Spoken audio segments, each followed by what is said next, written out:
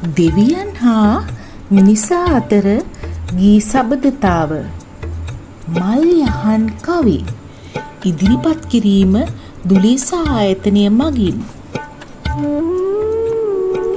මල් යහන් කවි හැඳින්වීම. මල් යහන් කවි වෙනත් නමකින් කෝල් මුර කවි යනු සිංහල සංස්කෘතියේ පවතින ගැමි ජන සාහිත්‍යයට හා ශාන්තිකර්ම සම්ප්‍රදායට අයත් අතිශය වැදගත් කවි විශේෂයකි.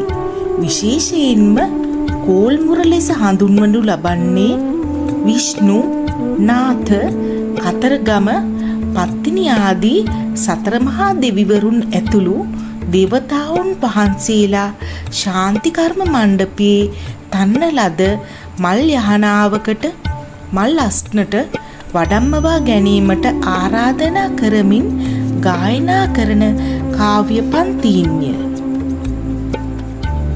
මෙම කවි ගායනා කිරීමේ අරමුණ රෝගාතුර වූවන්ට හෝ ගෘහස්ථයන්ට ඇති දෝෂ දුරු කර දේව ආශිර්වාදය ලබා දීමයි. පුරාණ කාලයෙන් වාචිකව පැමිණිමේය අද සාමාන්‍ය සහ උසස් පෙළ නර්තන විෂය නිර්දේශය යටතේ ප්‍රායෝගිකව හදාරයි. මල් යහන් කවිවල මූලික ලක්ෂණ. දෙවිවරුන්ගේ රුව, බලය සහ ගුණමහිමය අලංකාරව විස්තර කෙරේ.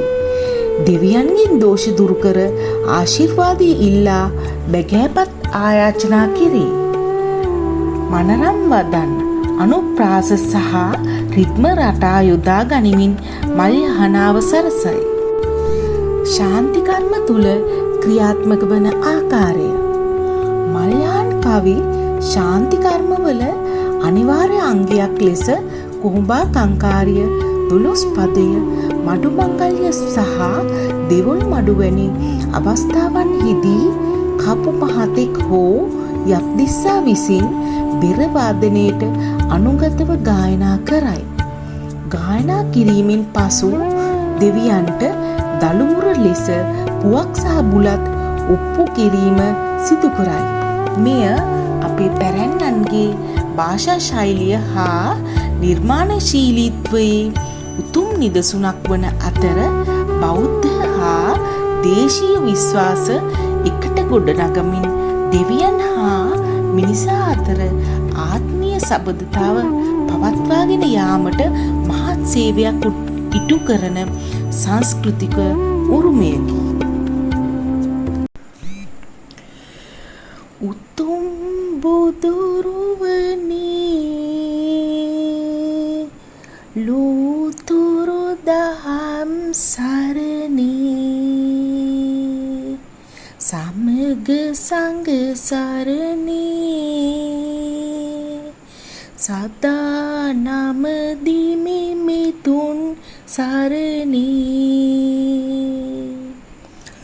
වැඳ මුනි දුගී සරණ වදහල දහම් තිසරණ